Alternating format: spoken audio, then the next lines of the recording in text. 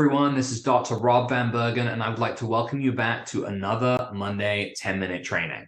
Today, I wanted to discuss with you 10 common signs that might reveal inflammation within your body, even in the absence of pain. And I also want to talk about some really simple solutions to those issues. Now, inflammation is a natural process that helps the body fight off infections and heal from injuries. I've talked about how good acute inflammation is. When it works, the system is perfect. However, when inflammation becomes chronic, it can lead to a huge range of health problems, including pain, fatigue, autoimmune diseases, and even some cancers. So it's a big deal, and it's something that can go unchecked within our body. So let's discuss 10 signs that you may be living with inflammation and some tips on how to fix them. So number one as a sign is joint pain and stiffness. If you're dealing with joint pain or stiffness, you may have chronic inflammation within your body because this can cause this. Commonly, this is a condition referred to as arthritis. And this gives you an easy way to know that you're dealing with inflammation of the joints, as the Latin translation is joint inflammation. But even in the absence of a diagnosis of arthritis, if you're dealing with joint pain or stiffness, discomfort in the joints, typically the fingers and even the toes are where it begins, this is a solid sign of inflammation within the body. So what's the solution? Well, the obvious here would be to use microcurrent therapy to help reduce the inflammation within the body. But on a larger scale, there's other things that we can and should do to improve our lifestyle that can totally eliminate this issue within the body. So the first would be to exercise regularly. You also should try your best to get enough sleep, right? We should be getting 7 to 8 hours of sleep as an adult in order to kind of reset the body and stop that inflammatory response. You should be eating an anti-inflammatory diet as well. One that works for you. It shouldn't be a generic one. Try and find stuff in there that is not hurting you. Things like fruits, vegetables, whole grains, healthy fats like omega-3s. These are all really good, but they may not be perfect for you. So like I talked about in the Jumpstart, make sure you're kind of looking for a diet and laser focusing on what may work for your issues. The second thing to be concerned about would be digestive issues. Inflammation in the gut can cause symptoms like bloating, gas, and diarrhea. Many people don't consider these things to be connected to general inflammation, but the issue really is there. It's huge. Gut inflammation also spreads kind of like an inferno, like a fire, and it can really throw the body off in more ways than just digestive disruption. The solution here is definitely food-based. Try eliminating trigger foods like gluten, dairy, and sugar. Add gut-healing foods like bone broth, fermented foods, and probiotics to your diet. These all help balance out the gut. It's all a balancing act in the body. And once you do that, the inflammation in the gut will reduce. And in fact, beyond just gut issues, body-wide inflammation will be arrested. The next thing is skin problems. Chronic inflammation can cause skin issues like acne, eczema, and psoriasis.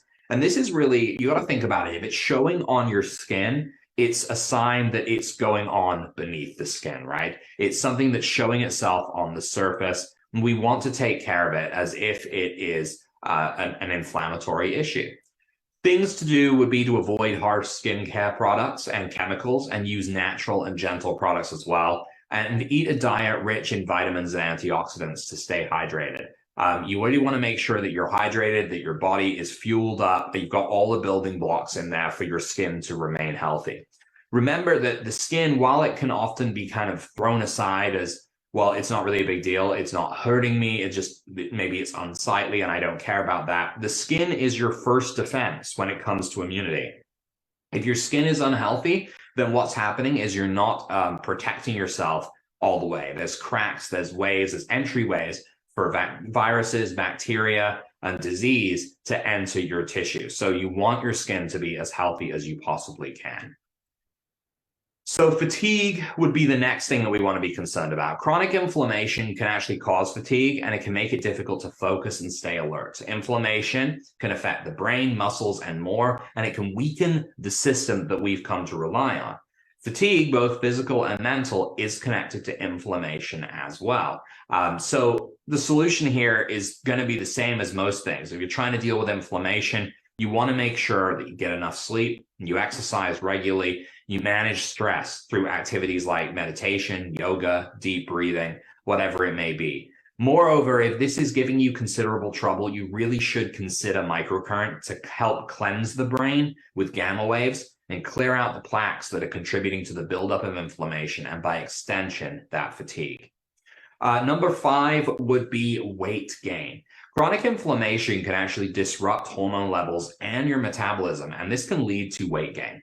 The solution here is really to try and eat a balanced diet, try to exercise regularly and don't overdo it, and to reduce stress levels to improve hormone balance and metabolism. It sounds easier than it is, and it probably is easier said than done.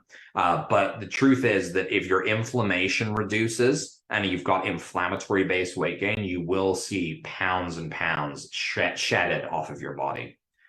Number 6 would be allergies and asthma. So chronic inflammation can trigger allergies and asthma symptoms, and vice versa. You should be aware that consistent allergies are a sign of inflammation in the body.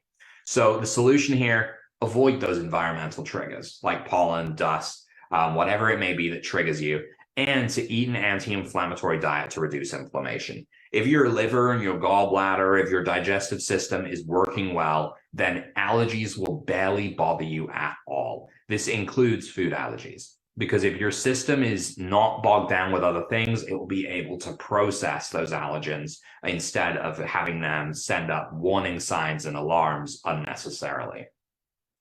Mood changes is another one. People should be aware that changes in mood can be from chronic inflammation. This can lead to anxiety, it can lead to depression, and this is once more because inflammation can affect the brain and it can contribute to a lot of concerns of mental health.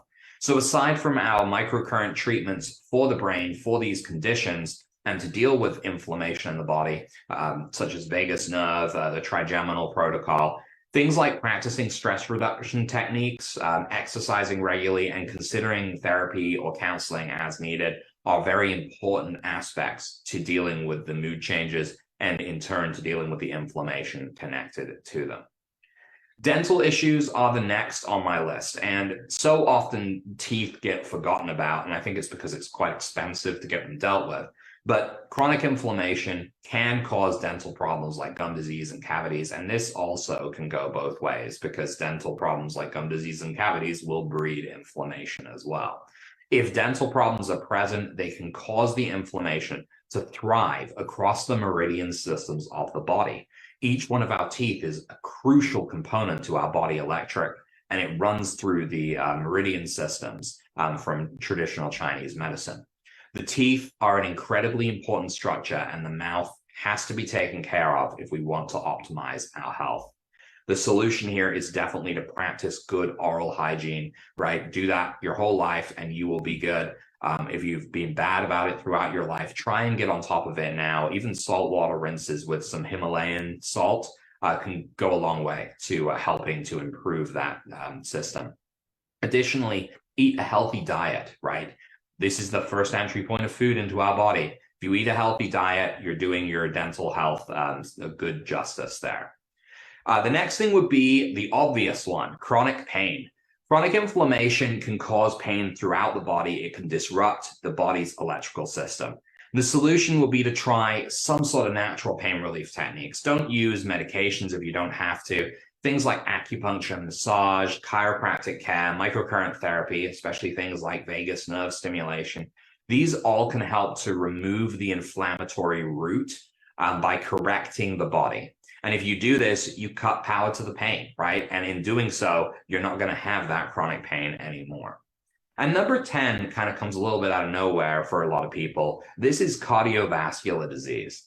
Chronic inflammation is a risk factor for cardiovascular disease. If you have heart issues, it can be a sign that inflammation is running rampant within your body. The solution: eat an anti-inflammatory diet, exercise regularly, manage your stress levels. These all reduce the risk of heart disease. When you have heart disease, you have inflammation. And it's something that we really want to get on top of, because obviously we cannot live without our hearts.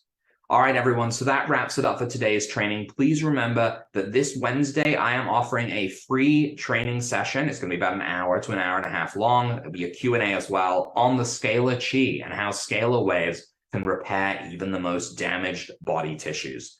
So thank you all for joining me today. I hope you found this 10-minute training helpful. And I also hope to see you for next week's Monday 10-minute training. Take care. Bye-bye.